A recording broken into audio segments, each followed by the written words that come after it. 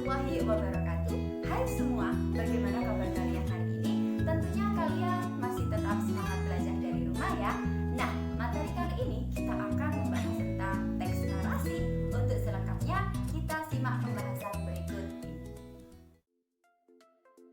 Nah, yang pertama, teks narasi merupakan karangan yang menceritakan peristiwa secara detail berdasarkan kronologis waktu. Jadi, teks narasi ini dapat berupa kejadian yang benar-benar terjadi atau juga bisa berupa imajinasi atau hayalan belaka. Jadi, tujuan teks narasi ini hanya untuk menghibur pembaca. Yang kedua adalah jenis-jenis teks narasi dapat dibedakan menjadi 4. Yang pertama ada narasi ekspositoris. Narasi ini bertujuan memperluas pengetahuan para pembaca mengenai suatu cerita dan kisah yang ditulis berdasarkan kejadian peristiwa yang sebenarnya. Nah, narasi ini sangat cocok untuk digunakan dalam menyusun teks biografi. Yang kedua adalah narasi artistik. Nah, narasi jenis ini mengisahkan suatu karangan yang bersifat imajinatif atau tentang cerita fiksi. Jadi cerita fiksi ini bisa berupa cerita pendek, novel, cerita rakyat, legenda, dan lain sebagainya. Yang ketiga adalah narasi sugestif. Narasi ini memberikan sugesti kepada pembaca agar mempercayai suatu hal. Nah, jadi pembaca seolah-olah dapat melihat dan juga mengetahui maksud dari bacaan yang diberikan. Dan yang terakhir adalah narasi informatif. Narasi ini memiliki sasaran penyampaian informasi secara tepat tentang suatu peristiwa dengan tujuan memperluas wawasan kita terhadap kisah seseorang. Dalam teks narasi, terdapat unsur yang membangun cerita sehingga teks tersebut menjadi utuh. Nah, unsur tersebut ada unsur intrinsik, artinya unsur pembangun cerita yang ditemukan di dalam cerita. Yang pertama ada latar. Latar merupakan gambaran tempat, waktu, suasana terjadinya peristiwa dalam suatu cerita. Kemudian ada tokoh, yakni pemeran atau individu yang diperagakan untuk mengalami peristiwa dalam cerita. Berbeda dengan penokohan, artinya perwatakan atau gambaran watak tokoh dalam cerita tersebut. Yang ketiga adalah alur atau plot, yakni jalinan suatu peristiwa dalam cerita. Alur bisa berupa alur maju, alur mundur, atau juga alur campuran. Jika alur maju berarti alurnya berjalan dari hari ini dan berlangsung ke masa yang akan datang. Kemudian kalau alur mundur berarti alurnya flashback, terjadi hari ini kemudian kembali lagi ke masa lampau. Dan yang selanjutnya adalah alur campuran, artinya alur itu terjadi acak, ada maju dan juga mundur. Dari hari ini kembali lagi ke masa lalu dan dapat pula kembali lagi ke masa sekarang. Yang keempat adalah konflik. Konflik di sini dapat berupa konflik yang terjadi atau masalah yang terjadi di dalam cerita, atau dapat pula dijelaskan mengenai awal dari timbulnya konflik hingga konflik itu memuncak. Selanjutnya ada tema, merupakan pokok pikiran yang mendasari suatu cerita. Jadi tema ini kedudukannya lebih tinggi dan lebih luas daripada judul. Nah, selanjutnya ada amanat, yakni pesan yang disampaikan oleh pengarang kepada pembaca, baik eksplisit maupun implisit. Nah, biasanya dalam unsur intrinsik suatu cerita terdapat pula sudut pandang, kemudian gaya bahasa. Jadi, sudut pandang ini merupakan gambaran atau kedudukan pengarang di dalam cerita. Yang terakhir ada gaya bahasa, merupakan pemakaian majas dalam cerita.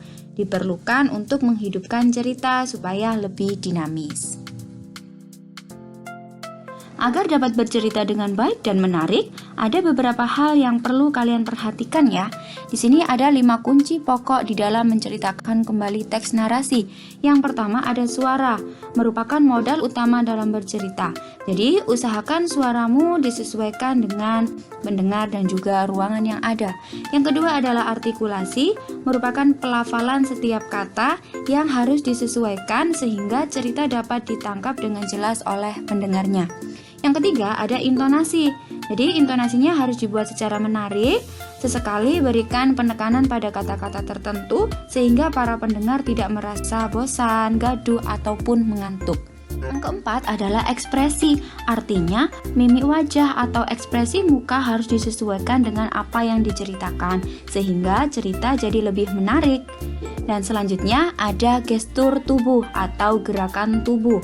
Nah, gerakan tubuh ini juga harus disesuaikan dengan jalan ceritanya ya, atau isi ceritanya agar dapat mendukung penyampaian cerita dengan baik. Kemudian, ini ada beberapa langkah yang harus kalian perhatikan untuk menceritakan kembali teks narasi. Yang pertama, baca dan kuasai teks aslinya. Jadi benar-benar kalian kuasai, kalian pahami sehingga nanti bisa bercerita dengan baik.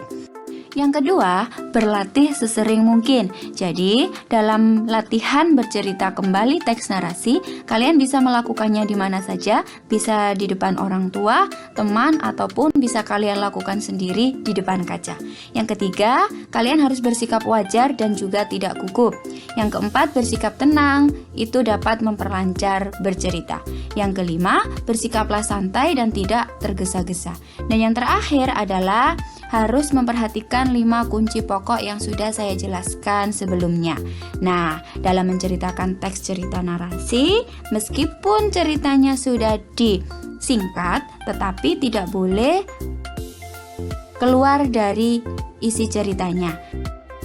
Coba perhatikan contoh teks narasi berikut ini. Ada sebuah narasi sugestif berjudul Pertarungan di Pagi Buta.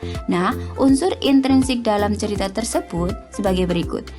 Temanya merupakan perjuangan. Nah, tokoh dan penokohannya ada Pak Raden, seorang yang pekerja keras, pemberani, dan juga penyayang. Ada harimau yang merupakan hewan yang garang dan juga pantang menyerah. Ada si bayi yang memiliki watak kuat, dan juga ada si ayam jago yang pemalas. Nah, latar tempatnya terjadi di rumah Pak Raden, sawah, dan juga di bawah pohon beringin. Waktu dalam cerita tersebut adalah pada saat pagi buta atau menjelang fajar. Nah, suasana yang terjadi di situ terjadi menakutkan, mengerikan, mencekam, dan juga bahagia di akhir cerita. Alur yang digunakan adalah alur maju karena terjadi pada saat kala itu juga. Nah, konfliknya di sini terjadi konflik fisik antara Pak Raden melawan harimau yang garang. Nah, amanat yang disampaikan dalam cerita tersebut adalah bersikap berani dan juga mari kita berbondong-bondong dalam menebar kebaikan. Mari kita ceritakan kembali teks narasi tersebut ya.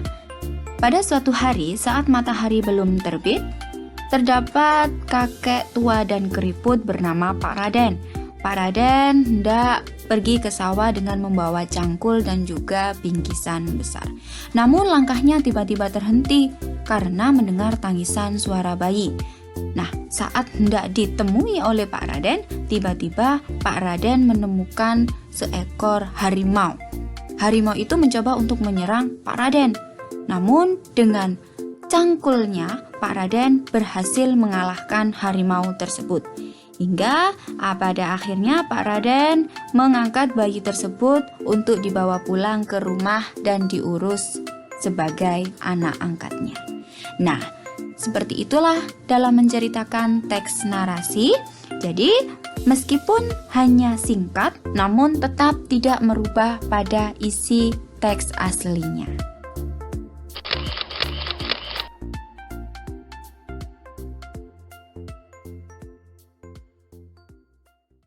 Bagaimana anak-anak? Mudah bukan? Apalagi dalam menceritakan kembali teks narasi sudah kalian lakukan dalam kehidupan sehari-hari. Semoga materi kali ini